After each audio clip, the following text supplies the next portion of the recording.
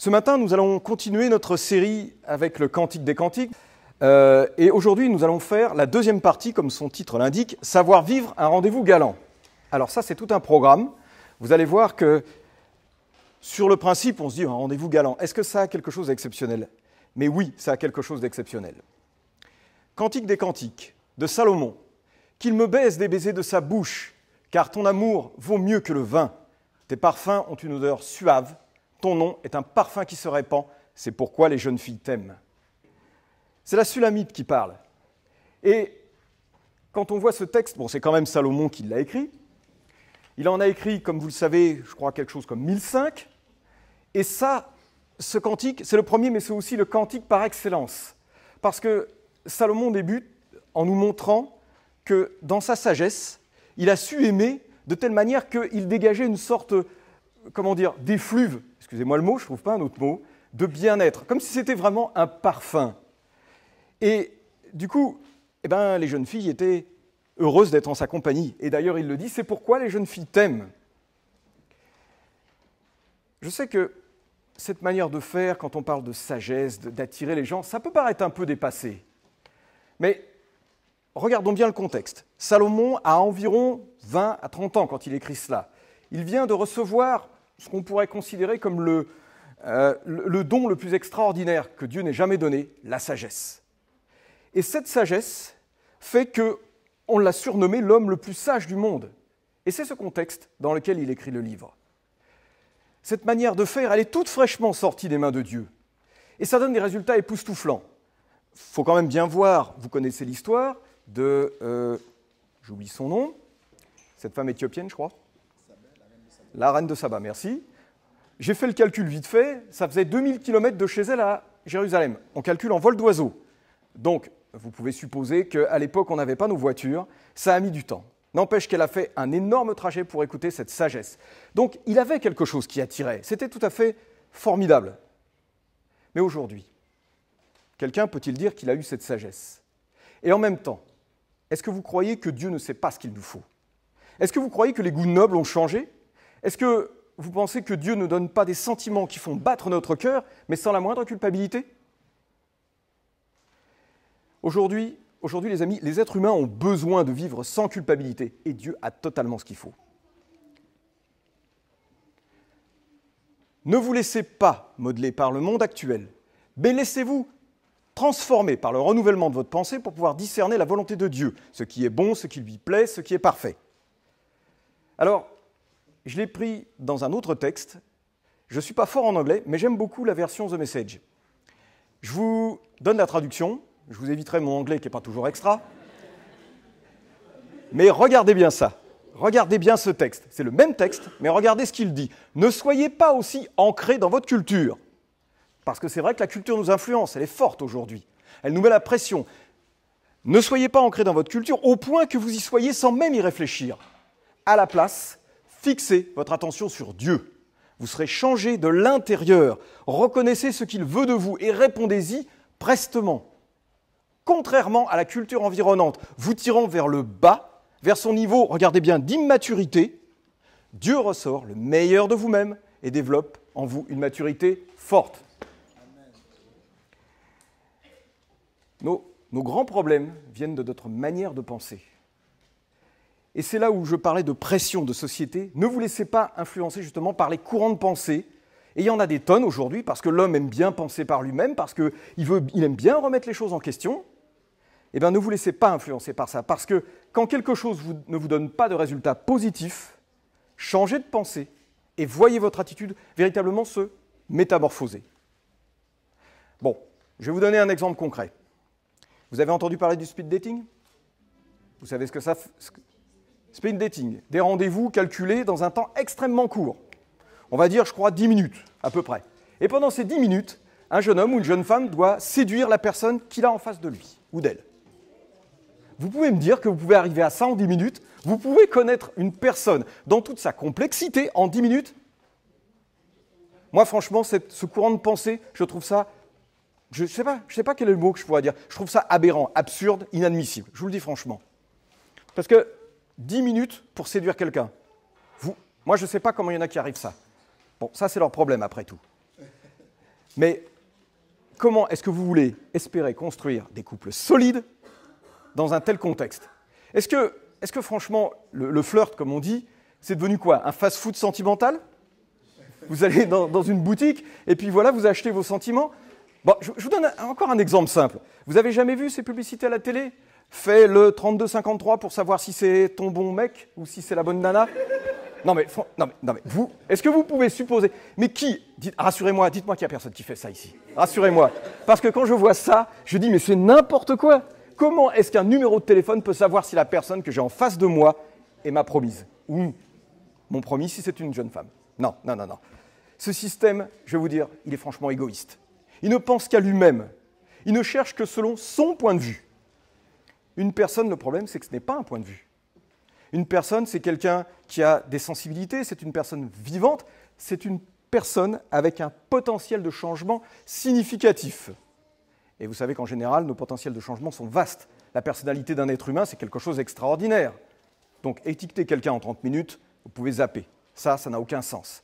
Un individu, c'est trop complexe. Je pense qu'au fond de nous, avec chacun de nous, est une perle qui sommeille, ou qui est en évidence pour quelqu'un qui est vraiment bien avancé. Et je pense qu'un peu d'intelligence relationnelle peut générer un véritable écrin pour mettre cette perle. Franchement, je pense qu'ici, il y a des gens qui sont des gens de valeur. Et je crois que la personne qui est en face d'eux doit comprendre cette valeur. Et comme ce matin, je m'adresse particulièrement à ceux qui recherchent un jeune homme ou une jeune femme dans leur vie, eh bien, je peux vous dire que ça va s'adresser vraiment à vous. D'où le titre d'ailleurs.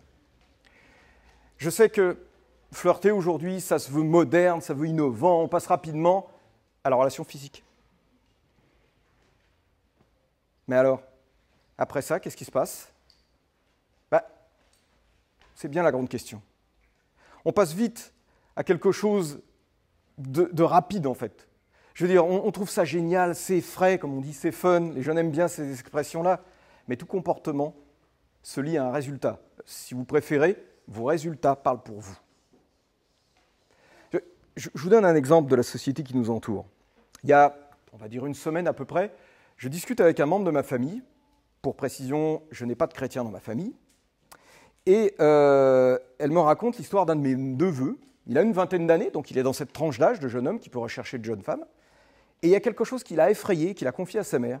Il a dit « Toutes les jeunes filles que je croise n'ont qu'une envie, c'est de coucher tout de suite. » Il n'est pas chrétien, le gamin.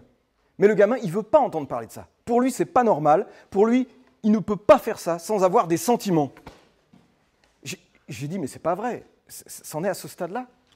Donc ça veut dire que quoi? Le mariage va mal? La famille va mal? Et si ça va mal, c'est les enfants qui vont mal et la société de demain qui ira pas bien non plus. Je suis désolé, c'est peut-être caricatural, c'est peut-être rabat-joie. Mais franchement, si on avait amélioré les relations, je pense que ça se saurait. Je veux croire que ça se saurait. Franchement, regardez bien, on se soucie plus du divorce. Je vous donne un exemple, un jour je vois une affiche « Divorce facile », divorcer facilement. Je dis « Ah bon, d'accord ». Mais on ne parle pas d'un mariage facile. Pourquoi est-ce qu'on ne prône pas ça? Quand je dis mariage facile, attention, hein, je ne dis pas on ne fait pas ça à la Las Vegas, on arrive devant le prêtre, on se marie, ça y est, c'est réglé. Non. Je parle de quelque chose de travaillé. Je veux dire que nous, chrétiens, je pense que nous pouvons prôner un mariage facile. Quand je dis un mariage facile, c'est-à-dire un avenir facile avec notre future femme ou notre futur mari. Parce que malheureusement, aujourd'hui, c'est trop vite fait. Il faut que le comportement change. Et la pensée, donc, du coup. Et vous savez que la pensée induit des comportements, une attitude. J'ai remarqué malheureusement une chose, c'est que la pensée actuelle nous déresponsabilise. C'est pas de ma faute, c'est de la faute de la société, c'est la faute de... Si mon enfant a de mauvais résultats, c'est la faute des professeurs. C'est jamais de la faute de la personne. Mais les amis, on est chrétien et on n'est pas de cela. Moi, personnellement, je veux prendre mes responsabilités. Je suis marié, j'ai des enfants, j'ai les responsabilités devant Dieu et devant les hommes, et je veux les prendre. Je n'ai pas envie qu'on m'impose, je vous le dis franchement, un schéma de pensée où on en arrive à me dire « Oui, mais c'est la société qui t'a fait homme ». Vous la connaissez celle-là? Je l'ai découverte il n'y a pas longtemps. Maintenant, il y a un schéma de pensée qui dit « Ah non, mais tu n'es pas seulement un homme physique, tu es aussi parce que la société qui t'entoure, les situations, ont fait que. » Mais moi, je suis chrétien, c'est pas la société qui m'impose. Mon Dieu m'a dit, il m'a fait homme, les femmes, il les a fait femmes. Où est le problème? Moi, je suis désolé, je suis fier d'être un homme et enfant de Dieu, point. Et je le suis. Alors c'est vrai que dans ce monde, d'être intègre, ce n'est pas facile. Et je voudrais dédier ce message à tous les célibataires qui vivent selon la volonté de Dieu, mais qui ont l'impression qu'il est pénible, vraiment pénible, de trouver une personne intègre, ne serait-ce que dans son propos. Une personne sérieuse, qui pratique la parole de Dieu et qui soit prête à s'engager dans une relation structurée et constructive, dans une démarche d'amour. Ce qui est dommage, c'est que beaucoup de foyers génèrent des personnes qui ne sont pas clean. Et en plus, ils en sont fiers. Alors là, ça me sidère. Moi, je suis désolé, si je suis fier, c'est parce que je sais que j'ai une attitude qui correspond à la volonté de Dieu, pas autre chose. Mesdemoiselles, je sais que vous avez du mal à trouver un choix parmi les garçons. Mais ce n'est pas forcément par le nombre, mais c'est parce que vous voyez. Et bien souvent, ce que vous voyez ne vous rassure pas. Je dirais même vous effraie, parce que vous trouvez les garçons, excusez-moi messieurs, immatures. Non mais bon, c'est vrai, je veux dire, bon, on dit qu'un enfant, par exemple, dans son éducation, il faut bien l'éduquer jusqu'à l'âge de 7 ans, lui donner les bons paramètres, parce qu'après, ça va être beaucoup plus compliqué. Alors on va dire que, à 27 ans, il faut être, 27, 30 ans, il faut être prêt dans la vie. Or, quand vous voyez des gars qui n'ont pas 30 ans, qui jouent aux jeux vidéo, et qui, quand on leur parle, sont collés sur leur smartphone, ils vous décrochent à peine un regard, ils rentrent tard, ils vont se coucher tard, ils regardent la télé. Bon, enfin, allez, je ne vais pas alourdir le tableau, mais franchement, et en plus, oui, s'ils n'ont pas de travail, on n'en parle pas. Non. Vous avez besoin, les jeunes femmes, messieurs, ont besoin d'être sécurisées. Et c'est normal, même nous, on a besoin d'être sécurisés. Je vous donne un exemple. Quand on s'est mariés, ma femme et moi, le pasteur a dit quelque chose qui m'a toujours marqué. Il s'est adressé à ma femme et lui a dit « Sandra, es-tu prêt à le sécuriser de ton amour ?» Vous voyez, je ne sais pas si vous imaginez ce que ça représente. Moi, pour moi, c'est, je veux dire, ma femme m'aime, elle me sécurise, elle m'entoure, et je l'aime, et je la sécurise de mon amour. C'est-à-dire que je n'ai pas un amour instable, j'ai un amour qui s'engage, j'ai un amour qui est prêt à faire ce qui doit être fait en tant que mari. Malheureusement, il y a beaucoup de jeunes, quand ils arrivent, ils ont un rendez-vous galant, comme on dit. La fille s'est bien préparée, elle est belle et tout, elle se dit « Waouh, qu'est-ce qui va se passer ? Il va sûrement... Est-ce qu'il va vraiment me demander quelque chose de sérieux? Est-ce qu'il va s'engager ?» Le problème, c'est que la question se pose, mais elle reste posée. Et pendant tout le repas, la jeune fille attend, elle se dit quand est-ce qu'il se décide? Il a l'intention de dire quoi que ce soit ou pas? Et quand elle y fait allusion, le garçon a tendance à botter en touche. Donc du coup, la fille s'en va, elle rentre chez elle, elle est frustrée, énervée, elle se dit si j'avais su, j'aurais dû manger chez moi et je me serais couché plus tôt. Perte de temps, perte d'énergie. Bon, messieurs, moi quand j'entends ça, ça me sidère. Qu'est-ce qui se passe? Alors, je ne suis pas là pour enfoncer les jeunes, je suis là pour les encourager. Mais franchement, nous avons un honneur, les amis. Nous, les hommes, nous avons un honneur, ceux de sécuriser nos femmes. Je vous donne un exemple simple. Quand moi, j'ai eu la première rencontre avec ma femme, je lui ai tout déballé. Quand je dis je lui ai tout déballé, c'est-à-dire que je lui ai dit les choses telles que je voulais les vivre. Alors c'est vrai que j'ai peut-être pas eu l'art et la manière, après ma femme me l'a un peu reproché. J'étais un peu rentre-dedans. Bon, d'accord. La prochaine fois, non, il n'y aura pas de prochaine fois. Il n'y aura pas de prochaine fois. Mais disons que en fait, j'ai été clair. Là où je voulais en venir, c'est que j'ai voulu être clair, je n'ai pas voulu tourner autour du pot. Et c'est ça, justement, que chaque jeune homme doit faire. Dire les choses franchement. Il ne s'agit pas d'être rentre-dedans comme je l'ai peut-être un peu été, mais il s'agit d'être clair. Les jeunes femmes ont besoin d'être sécurisées. C'est vous, les hommes. C'est vous qui allez générer un mariage fort. Bien sûr, vos femmes aussi vont le faire, mais c'est vous le chef du foyer. Et ça, pour nous parents, vous les jeunes, vous êtes notre avenir.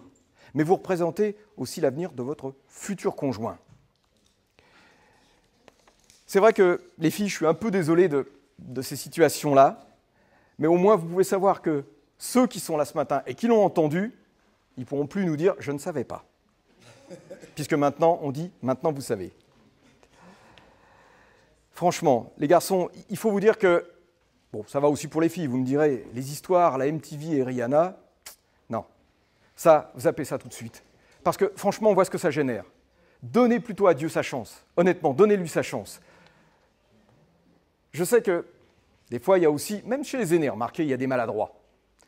Je ne sais pas si vous savez, des fois, il y a des jeunes filles qui arrivent à un mariage et tout, et vous avez la donneuse de bons conseils, et elle arrive derrière. Elle dit « Ah oui, t'es pas mariée ?» Et elle lui dit discrètement « T'es la prochaine sur la liste. » Bon, d'accord. Sauf que on retrouve cette même jeune fille à un enterrement, elle n'est toujours pas mariée, et elle est frustrée, ça se comprend. Elle dit « Mais c'est quoi ?» Et tiens, on retrouve la donneuse de conseils. Qu'est-ce qu'elle va me dire, celle-là? Et la donneuse de conseils, je vous dis dans 1000, elle arrive et elle dit « T'es la prochaine sur la liste. » Non, ça c'est une blague, ça. Mais c'est vrai qu'il y a toujours des donneurs de conseils. Il y a toujours des gens qui vont vous donner un mauvais conseil et qui vont vous déstabiliser. Pour l'avoir vécu, je sais ce que ça fait. Il y a un temps pour toute chose et toute saison. En toute saison. En fait, dans notre système, aujourd'hui, ce verset-là, il est franchement balayé. Parce qu'il faut qu'on comprenne qu'il y a un temps pour tout. Il y a un temps pour faire les choses et il y a un temps aussi pour s'auto-discipliner, si je puis dire. C'est-à-dire que je vous ai parlé d'un enfant qu'on doit éduquer. Eh bien, nous-mêmes, on doit s'éduquer. On doit être discipliné en temps et en heure. Bon, je vous donne un exemple simple. J'ai 50 ans, je viens voir une jeune femme et je commence à lui dire « Ah, j'ai compris comment on s'en sort. Alors, je vais commencer par étudier, ensuite je vais chercher du travail. Oui, et puis dès que j'ai un diplôme, je cherche du travail et après je reviens te voir pour construire ma vie. » La fille elle va me regarder, elle va me dire « Attends, t'as 50 ans et c'est ce que tu dis là ?» Et si elle me répond, parce que peut-être qu'elle ne va jamais me répondre, parce qu'elle va se dire « Ouais, c'est ça. » C'est ça. C'est pour vous dire, en fait, le sentiment n'est pas inapproprié. Les décisions ne sont pas mauvaises. C'est très bien de se dire ça. C'est même biblique. Sauf que j'ai 50 ans, ce n'est pas le moment de prendre ce genre de décision. Ça se prend avant. Voilà pourquoi la Soulamite dit « N'éveillez pas, ne réveillez pas mon amour avant l'heure de son bon plaisir. » Il y a donc un temps pour le bon plaisir. Il y a un temps pour se rencontrer, pour développer cet amour. Mais toute forme d'érotisation, n'oubliez pas, n'est pas permise en dehors du cadre du mariage. Ah bon, ça va, personne. Si, tout le monde a entendu. Je sais qu'on n'aime pas trop entendre ça, mais c'est vrai que vous allez voir, ça a de l'importance. Aux yeux de Dieu, ça a une très grande importance. Il faut savoir discerner le temps parce que personne ne le fera à votre place. Et personne non plus ne supportera les conséquences de vos actes à votre place. C'est vous et vous seul. La parole de Dieu est votre sauvegarde si vous l'avez compris. Et surtout si vous avez compris qu'on ne peut pas avoir tout de suite. Mais on va revenir à notre ami la Soulamite. J'entends mon bien-aimé. Oui, le voici, il vient sautant sur les montagnes et bondissant sur les collines. Quand on est amoureux, vous n'avez pas l'impression d'être comme ça? Vous n'avez pas l'impression que vous allez bondir, vous allez sauter? Ah, moi, oui. Je sais, ma femme va m'en vouloir. Hein. Mais franchement, j'étais comme ça. C'est vrai, quand je l'ai rencontré, c'est un temps extraordinaire. C'est vrai, c'est génial. Et regardez, elle continue d'ailleurs. Mon bien-aimé ressemble à la gazelle ou à un jeune cerf. Donc, c'est une excitation naturelle, c'est sain. Ça nous pousse vers un projet de vie. Tout ça, c'est pas mauvais. Mais attention, on n'est pas en train de dire que voulez-vous, on va essayer. Non, c'est pas comme ça. Mon bien-aimé ressemble à la gazelle ou à un jeune cerf. Le voici, il est là, derrière notre mur, guettant, cherchant à savoir où me retrouver. Par les fenêtres et lançant des regards à travers les treillis. Il aime tellement qu'il cherche à la retrouver. Il ne peut rester loin de sa bien-aimée. Eh bien oui, c'est vrai. C'est vrai. Moi, je ne voulais pas être loin de ma femme, même si je ne l'avais pas encore épousée. Mon bien-aimé me parle, elle me dit « Lève-toi, mon ami, viens donc, ma belle. » Mais voyez, c'est un moment où on sent que l'un et l'autre sont prêts pour ça. On voit que tout est OK, mais on voit aussi qu'il n'y a pas d'artifice. Ce n'est pas faux. C'est vraiment une réalité. Et c'est là où on rentre dans la saison parfaite de la rencontre. Mais quand je vous dis parfaite, soyons clairs, ce n'est pas que Salomon est parfait, ce n'est pas que la Soulamite est parfait. Et c'est vrai que pour l'instant, ils ne se connaissent pas encore beaucoup. Donc, on ne peut pas, on en a déjà parlé à Mission 7, vous savez qu'on ne peut pas avoir une confiance fondée en quelqu'un que vous ne connaissez pas. Je ne peux pas faire confiance à ma future femme si je n'ai pas eu un temps pour la côtoyer, pour la connaître, pour savoir qui elle est. Bon, là, on est dans ce cas de figure.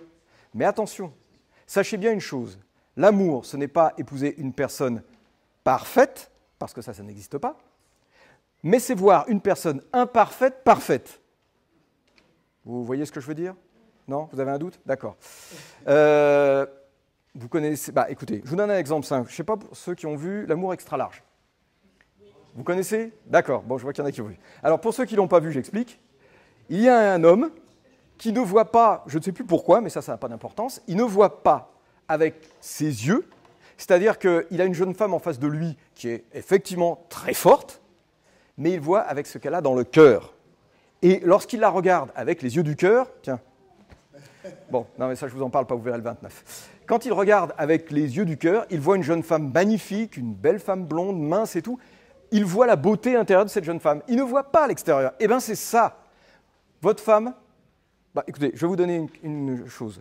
Pour vous les jeunes filles, je ne sais pas quel est votre modèle. Brad Pitt ? Bon, je vais parler pour les garçons. Moi c'est Ali Berry. Vous voulez épouser Ali Berry ? Regardez avec les yeux du cœur. Votre femme sera toujours la plus belle, honnêtement, toujours. Vous ne vous poserez pas de questions pour savoir s'il a un petit défaut par là. Tant que vous l'aimerez, c'est réglé. Si vous voulez des fiançailles saines, il y a 3 points qui sont importants. Limitez votre temps de rencontre, limitez votre temps de parole et votre toucher. Alors, il y en a qui... Bon, il y en a qui voient de quoi je parle, c'est bien. Alors, il y a une chose qui est importante. Franchement, évitez de pratiquer le mariage. Je parle de limiter le temps que vous passez seul. Il faut éviter de pratiquer le mariage avant d'être marié. Le mariage biblique, c'est après, pas avant. Mais le faire aussi, c'est se créer des difficultés supplémentaires dont on n'a pas besoin de toute façon. Vous avez, quand on fait ce genre de choses, on a commencé ces relations avant. Et donc, du coup, bizarrement, il y en a un des deux qui commence à hésiter, à se dire « Ouais, tu crois qu'on doit vraiment se marier ?» Ils prennent leur temps. Donc, c'est vrai que je suis un homme, je reconnais que ce n'est pas facile. Quand vous avez une jeune femme, quand vous avez, en tant qu'homme, je suis d'accord, il faut limiter le temps que vous passez seul, parce que c'est vrai qu'en tant qu'homme, vous avez une jeune femme qui vous attire, vous êtes amoureux, si vous vous rapprochez et qu'elle ne dit rien et que vous vous rapprochez encore, bon, voilà. Les hommes matures et spirituels obéissent à Dieu. Ils mettent ça en veilleuse. C'est vrai que ce n'est pas facile, mais ils mettent ça en veilleuse. Le temps de parole, c'est pareil, il faut le limiter. Pourquoi ? Je ne dis pas qu'il ne faut pas parler pour se connaître, ça c'est clair, il le faut. Mais, il y a aussi des gens qui sont très forts pour vous faire avaler quelque chose que vous ne devriez pas écouter. C'est-à-dire qu'ils vont déjà, il y a une expression qui dit, bon, c'est pas français, mais on dit des phraseurs. C'est des gars qui sont forts dans les belles paroles, ils vous emmènent là où vous n'avez pas envie d'aller forcément. Mais ils sont tellement beaux parleurs que là, vous vous rendez compte qu'il veut... Mais c'est trop tard. Vous êtes déjà dans la mauvaise direction. On peut... Vous voyez, vous écoutez quelque chose, par exemple, avec laquelle vous n'êtes pas d'accord. La personne vous a fait rire avec ce pas d'accord, mais vous continuez de l'écouter.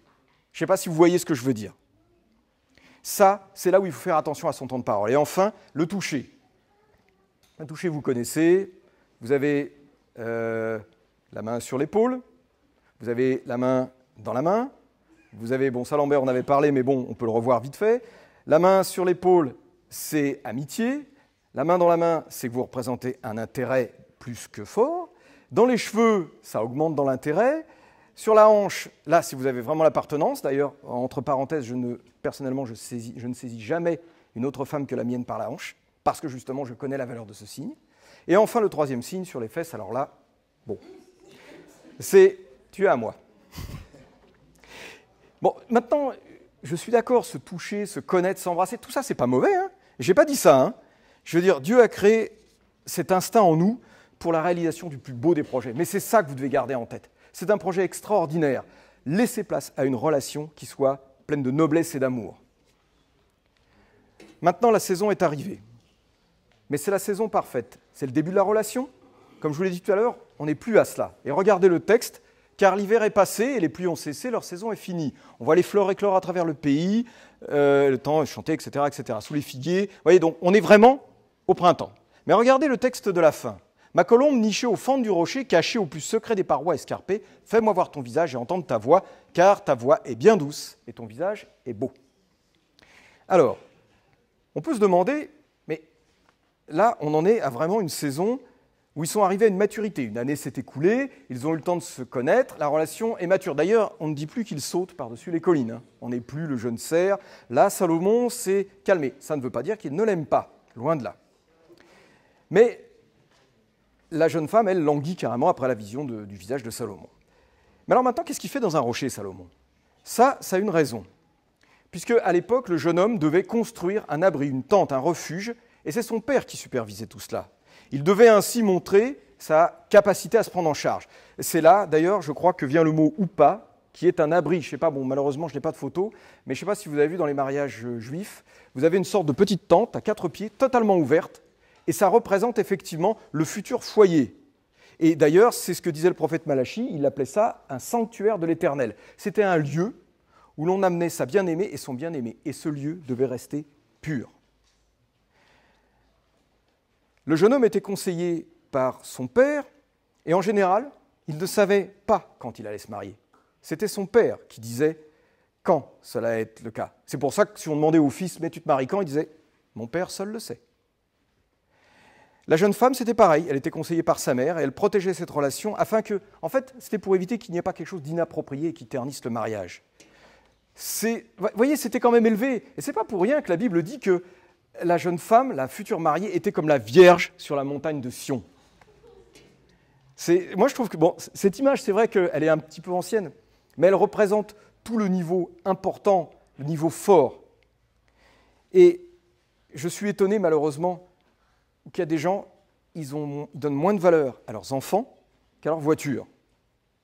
Par exemple, quelqu'un vient et dit « Bon, écoute, tiens, mon ami, tu peux me prêter ta voiture, là j'en ai besoin, je dois aller à l'autre bout de Paris et tout. » L'homme dit « Oh là là, qu'est-ce que tu vas faire ?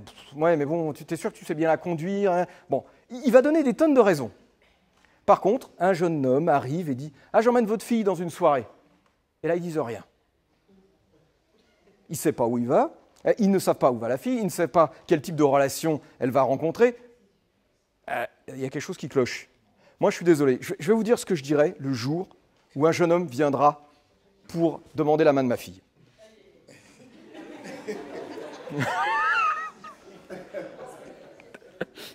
Non. Écoutez bien, c'est très poétique.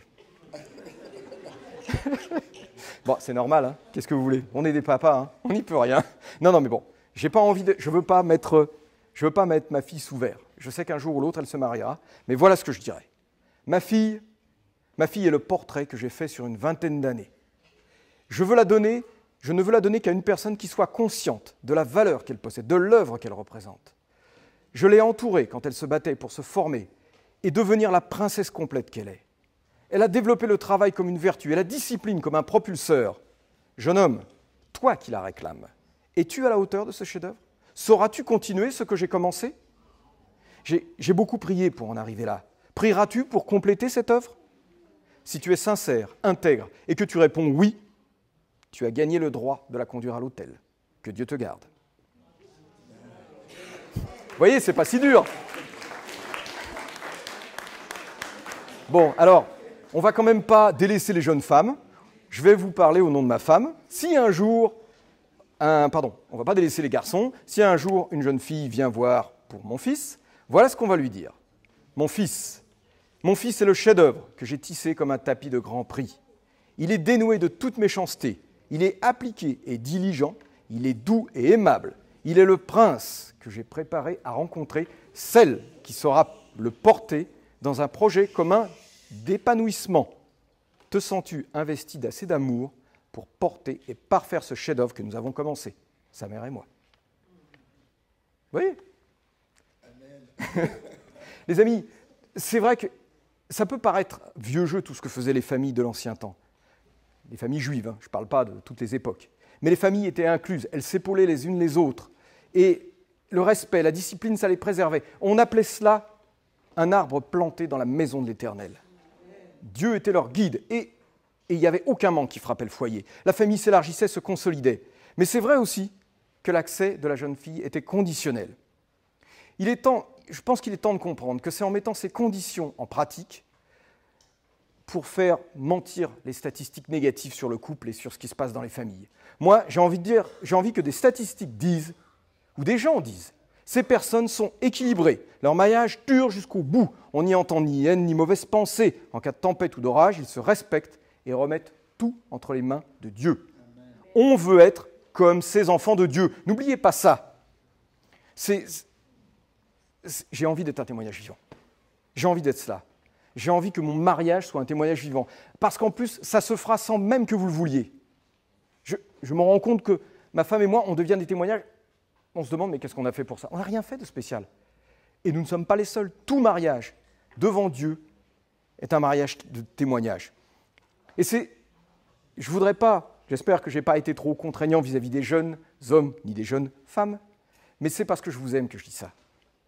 Et je sais qu'il n'y a pas si longtemps que ça, pendant le moment de prière, j'ai prié avec une jeune femme, et c'est vrai que je lui disais, j'ai envie que les jeunes aient une vie de couple extraordinaire. Je n'ai pas envie de voir un jeune qui se perd parce qu'il a été avec quelqu'un ou quelqu'une qui l'a maltraité, ou qui lui a mal parlé, qui n'a pas compris sa valeur. Je ne veux pas ça. Je ne veux pas ça. J'ai vraiment envie que chacun puisse avoir une vie relationnelle et spirituelle extraordinaire, parce que ce sont tous les fondements du couple.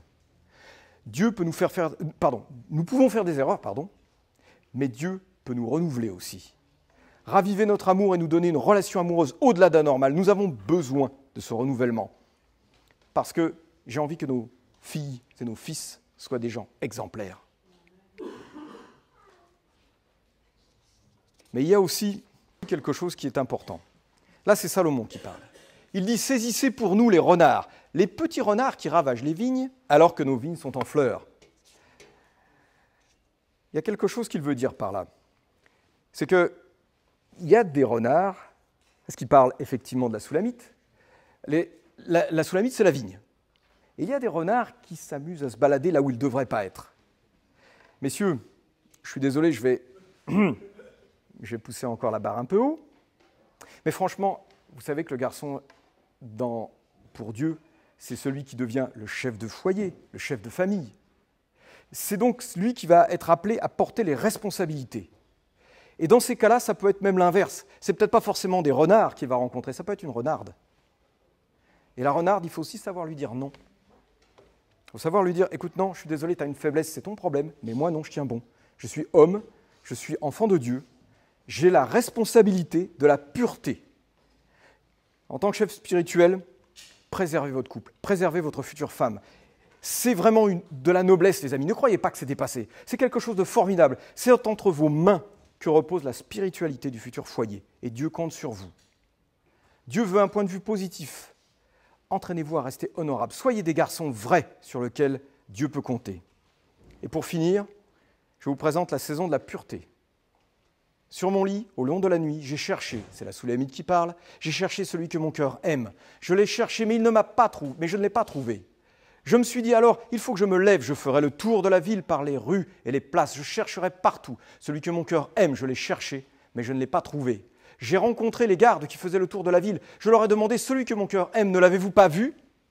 Les ayant dépassés peu après, j'ai trouvé celui que mon cœur aime. Je l'ai saisi bien fort, je ne l'ai plus lâché qu'après l'avoir conduit au logis de ma mère dans la chambre de celle qui m'a donné le jour. C'est un engagement que vous lisez là. La Soulamite ramène son mari dans la lignée de ses parents pour perpétuer la sienne. Il y a une alliance et la Soulamite la respecte. Il y a eu une alliance entre son père et sa mère, et aujourd'hui, elle reste dans cette lignée, elle reste dans cette alliance. Cette fois, c'est avec Salomon. Vous savez, c'est ce à quoi la parole de Dieu nous appelle. C'est à cette pureté. Elle n'est pas dépassée, elle est réelle. Et ce ne sont pas pour les autres que nous le faisons, c'est pour celui qui a donné son Fils jusqu'à l'ultime. C'est pour ça que nous ne devons pas suivre les autres. Quand je dis ça, il ne s'agit pas de vous isoler, je ne suis pas en train de dire ça. Mais je dis simplement que c'est trop facile d'inciter les autres, d'écouter les autres, à vous pousser dans une mauvaise direction, parce que ceux qui vous poussent par là, ils ne seront pas là quand vous serez dans les problèmes. Ils ne seront pas là quand vous aurez peut-être un enfant que vous n'avez pas désiré tout de suite. Ils ne seront pas là lorsque... Bon, on passe les détails. Je crois que la pureté du couple ne doit pas être négligée, même si aujourd'hui on rigole un peu avec ça. Je vais vous dire, j'écoutais cette semaine, je ne suis pas un fanatique du rap, mais je suis tombé, on ne peut pas dire fortuitement, je pense que Dieu fait bien les choses. Je suis tombé sur un morceau de rap où, à ma grande surprise, ce chanteur parle clairement de la pureté. Il parle clairement que l'union, le mariage, tout ça, ça a trop d'importance pour lui. Il ne veut pas le bafouer, il veut respecter sa femme. Il dit ouvertement, pas de sexe avant le mariage, je passe à la mairie, je veux l'aimer malgré les tempêtes. Je ne vous donne pas les détails, mais il parle vraiment, il prône la valeur du mariage, la pureté et l'engagement spirituel du couple. C'est un rappeur, hein? Ben bon, c'est un rappeur chrétien. franchement, n'écoutez pas la pression sociale. Je sais que maintenant c'est compliqué parce que vous avez des principes, j'ai rien contre Facebook, mais quand vous voyez que sur Facebook, des gens se font démonter parce qu'ils ont eu le malheur de faire un seul faux pas, moi je dis n'écoutez pas ça. Au contraire, gardez-vous lignée droite, ne prêtez pas le flanc, parce que malheureusement, ces jeunes qui ont fait cela ont prêté le flanc. Mais ça vous démontre qu'il y a des gens très mal intentionnés, qu'ils soient du même âge ou plus vieux. Et après, ça génère du suicide ou des choses comme ça. Nous, on n'est pas là-dedans. Tenez bon. Il est temps d'être comme Dieu vous veut. Il connaît la fin, il connaît le commencement, et il sait ce qui est préférable pour nous. Personnellement, je vous incite à comptez constamment sur Dieu. Sachez que Dieu vous bénit et qu'il vous donne la force de lui obéir. Puisque souvenez-vous que notre phrase, que l'on garde toujours à l'esprit à Mission 7, rien, absolument rien, et encore moins dans les histoires de couple, rien n'est impossible à celui qui croit.